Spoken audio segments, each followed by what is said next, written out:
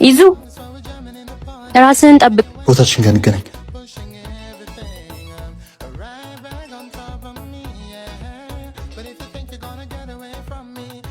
ሰላም፣ እዚህ ሰፈር ናችሁ? አዎ።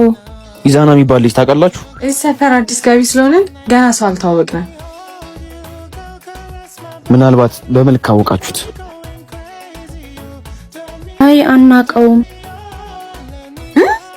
እንዴ እነዚህ ና የሚሰበሰቡበትን ቦታ ላሳየ። አሳካ ነዋ። ይመቻችሁ። ይችላል።